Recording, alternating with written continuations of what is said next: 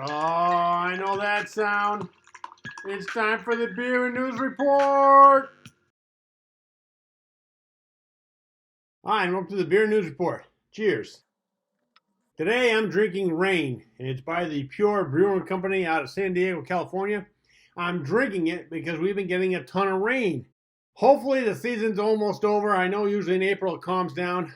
But anyways, back to the beer. This tastes like a hoppy version of a Heineken beer. I'm not a big fan of hoppy flavor, so this one is a no. But if you like Heineken and you want a little more hoppy flavor, you should give this one a try. Cheers. I've had some viewers ask me to explain why Silicon Valley Bank, otherwise known as SVB, went under. Did they do something illegal? Did they invest in crypto? What happened, and should we trust other regional banks? Well, that's going to be the topic of today's show. Why did SVB go under and could have been prevented? I'll also do a little background history just for about a minute or two on the legislation that allowed this to happen. So grab a beer and some bank statements. Wow. You don't really need your bank statements. I'm just teasing. Let's grab a beer and let's get on with the show. Cheers. First off, SVB did nothing illegal. They didn't plan very well, but they didn't do anything illegal. Remember my show called Falling Dominoes? In it, I explained that one thing leads to another and all of a sudden all the dominoes just fall. Well, this is sort of like that. Here's what happened. And this is a short version. First off, in 2008, there was a financial crisis. And President Obama passed the Dodd-Frank law, which regulates banks with $50 billion or more in assets. Regional banks complained that they couldn't compete and make money because the regulation is too stringent. So President Trump came in and he lowered the regulation. Now if you had $250 billion in assets, you were now going to get regulated. Meanwhile, the Fed, which had held interest rates to zero because of the 2008 financial crisis, sees inflation going up. Now they think that this is transitory, meaning that the current inflation wouldn't last, so interest rates don't need to go up. But inflation continues to increase even faster than they thought.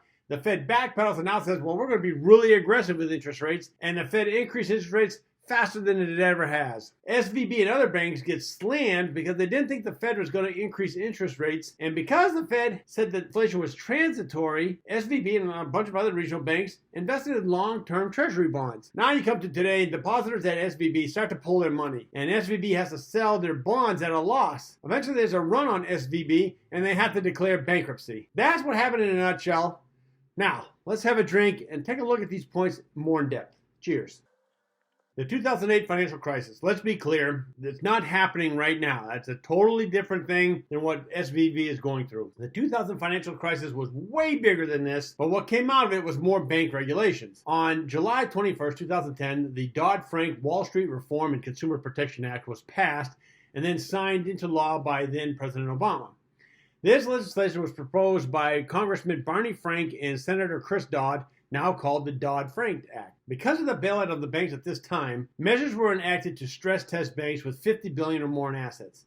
So banks had to watch how much risk they were taking and make sure that risk that they were taking wasn't going to sink the bank. What this did is force the banks to put their money in a more secure investments, meaning that they were getting a lower rate of return. This would ensure that if any bank did invest in something risky, they couldn't do it to a point where if the investment failed, the bank would go down with it. Smaller banks complained that they wouldn't be able to compete with larger banks, but because of the financial crisis, which was still fresh in everyone's mind, nothing happened.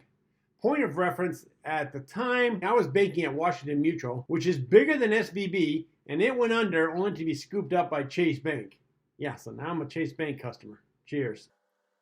Now, President Trump gets elected, and he's a Republican, whereas Obama was a Democrat. Now, we've seen this a ton of times where a new president comes in who's from a different party than the past president, and they sometimes undo the laws and reforms that the past president did. And it doesn't matter which party you're from. Republicans will do it to Democrats, Democrats will do it to Republicans. So when the regional banks asked President Trump to lower the regulations of Dodd-Frank, he's like, sure, no problem. It should be noted that SVB CEO Greg Becker was one of the participants asking Congress to lower regulations. He lobbied for it. And basically what happened was he got it lowered from $50 billion minimum to $250 billion minimum in assets. SVB was below the $250 billion, so the regulations didn't apply to it. You know, sometimes the very thing you ask for comes back to bite you. Yeah, cheers.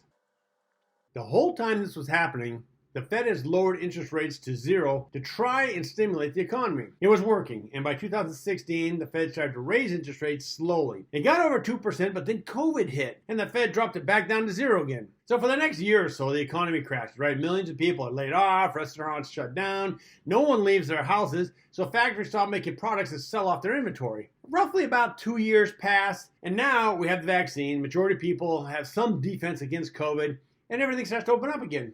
Now, people who have been cooped up in their homes, they haven't been spending on anything, so they have tons of money saved up. Now, factories get caught with their pants down because all these layoffs that they did, and they got rid of all their inventory. Now they have to make huge orders to get more products so they can sell them to the customers. With all the businesses making huge orders, the supply chain gets cramped and it can't keep up with demand. So with people trying to buy like crazy and factories not being able to keep up with demand, that's how inflation goes up, right? It's your basic economics. Demand is outstripping supply, so prices go up. Now the Fed said, well, this is temporary because we can fix the supply chain. We just have to ramp up production. So that's why they said inflation is transitory, meaning it won't last long. But here's the thing, and any recruiter will confirm this.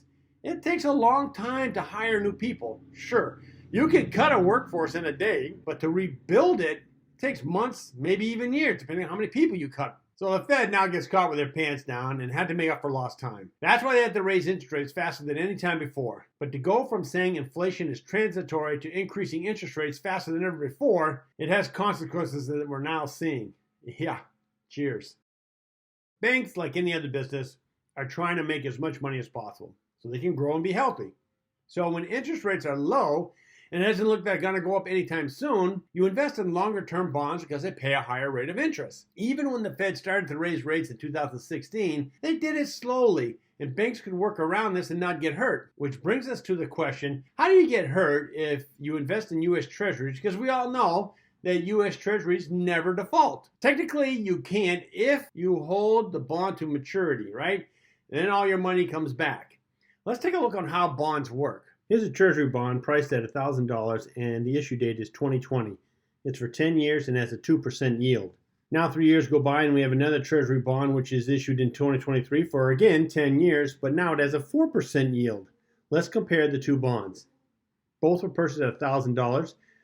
Both have an annual payout. One is at 20, one is at 40. So why would you pay $1,000 on a 2020 bond when the 2023 bond pays double? You wouldn't. So to make the 2020 bonds as worthwhile as the 2023 bonds, you have to cut the value in half. So now SVB bought the 2020 bonds for $1,000, but the only way to sell it is if they cut the price in half to $500. If you sell a lot of bonds this way, you're bound to go bankrupt. So now you see how SVB lost its money and had to declare bankruptcy.